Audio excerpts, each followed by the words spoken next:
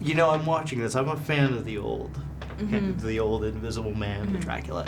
How familiar were you with those classics and those stories? I wasn't too familiar with the Invisible Man, the classic one, but when I got the opportunity and read the script, I did my research and I found out that it was one of Universal's biggest monsters, and people love it and still love it to this day. So I'm glad to be a part of it, and I don't feel like we try to alter it in any way, but like just reimagine it and have a woman at the center of the film who was going through terrible things, but I think we were having a relevant conversation that will inspire a lot of people. I think so too, and I think it doesn't really beat you over the head. Exactly. We're not trying to be preachy about it. I feel like when women are going through situations like this, it's just a part of their life, unfortunately, and I think that's what Lee wanted to do. Like, yes, this is a sci-fi film, but there's a woman who is struggling, and this is a part of her life, and she has to try to get out of the situation.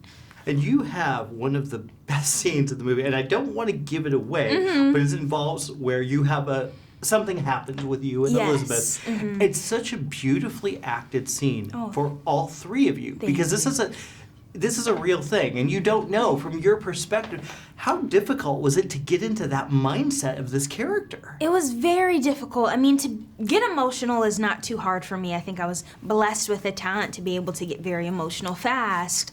But the physical part of it and really trying to imagine the unimaginable and really lay there on the floor and feel like somebody is beating me up and torturing me, but nothing is there. I can't work off of anything. It was tough, but I had a great time doing it, and I think it really sharpened my skills as an actress, so I'm appreciative to that too. Well, you do dramatic really well, I will say. Thank you. Especially after watching a season of Euphoria. Yes. Massive adventures. What is Lee White like? How did he kind of connect you to this character? Yeah, he's great. I mean, this is his element. He knows what he's doing when it comes to like the sci-fi horror realm, so I knew that this film would be in good hands, but he was also an actor and still an actor, so I think he has a different perspective when it comes to directing. Like, he knows where an actor is coming from and what spaces they need to be in to be able to execute the job and the character very well. And he knows what he wants, but he also lets his actors have creative freedom, and I really appreciate that. Well, that can be kind of tricky too in a horror movie, because you're dealing with a limited budget, you're dealing with a limited, you know, you can't get too crazy. Exactly.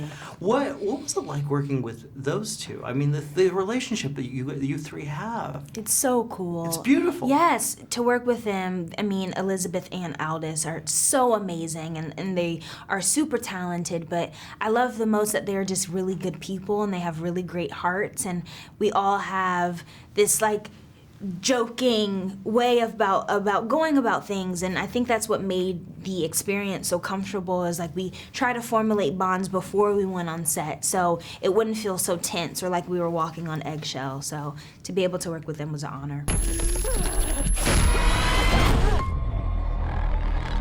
Let me help you. You can't help me.